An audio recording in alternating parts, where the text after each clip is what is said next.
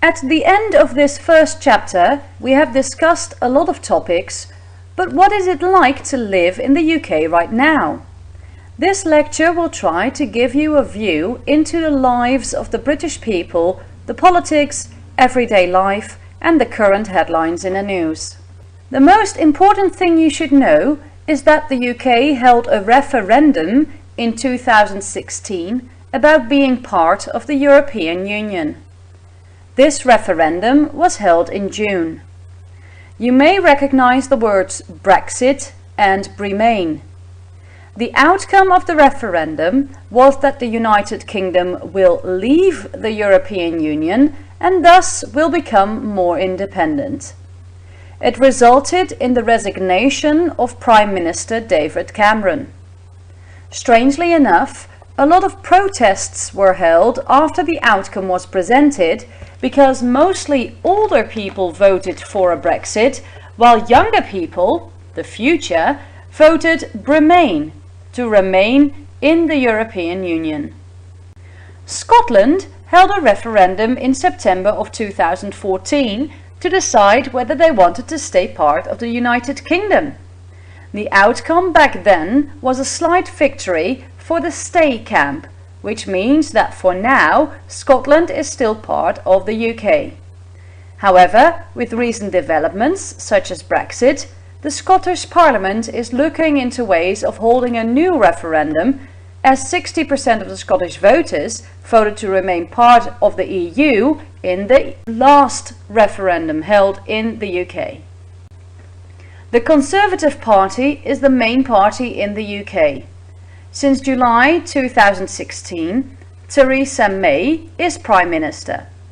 She took over office from David Cameron, who had to resign after the Brexit debacle. She is only the second female Prime Minister of the country, the first one being Margaret Thatcher. Thatcher died in 2013.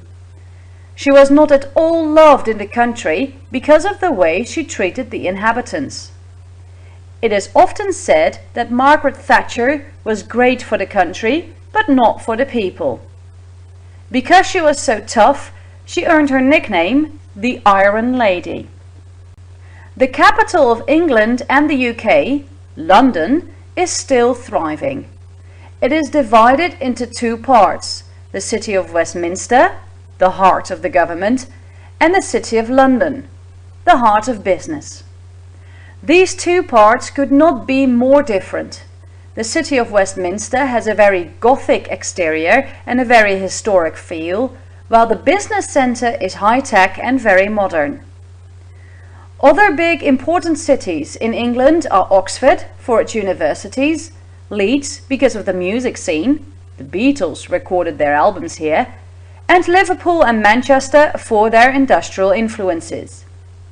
In Scotland, you have Edinburgh and Glasgow, and Northern Ireland's Belfast has had a very important role in the Troubles between the Catholics and the Protestants. Football is the #1 sport in the UK, although cricket and rugby are also very big. Football nowadays is a lot safer to watch than years ago, when hooligans destroyed the game for many objective viewers. Unfortunately, during the past European Championships, British fans showed a little bit of this past again during riots between English and Russian supporters.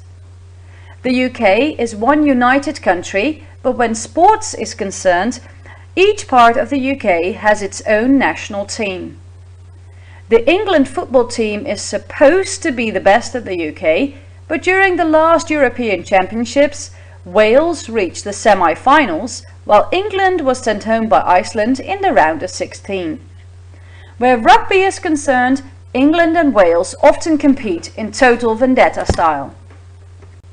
Music-wise, the UK has produced some really big bands in its days.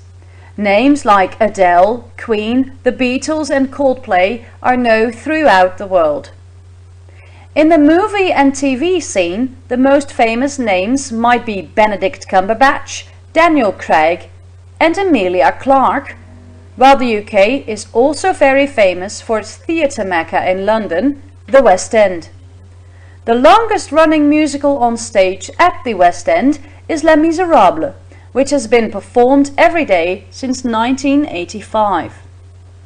Queen Elizabeth II celebrated her 60th year on the throne in 2012.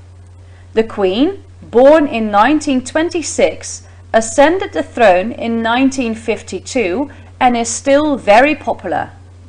She is now the longest reigning queen in the world. Kate Middleton and Prince William, the Queen's eldest grandson, married in 2011 and they have 2 children. George was born in 2013 and Charlotte was born in May 2015. The chance that Prince Charles, the Queen's son, will ever ascend to the throne is becoming less likely by the year. Most people in the UK hope that William will be king after his grandmother dies or abdicates, because they think Prince Charles is too old to reign in modern time. Also still very popular in the UK is Lady Diana. She died in a car accident in 1997. There are a lot of rumours about the reason she died. Supposedly, she had had an affair with several people, and another theory is that Prince Charles wanted her dead so he could marry his current wife, Camilla Parker Bowles. The strange thing is that it is common knowledge that Princess Diana had a lot of affairs during her marriage to Prince Charles, yet she remains very popular with the Brits.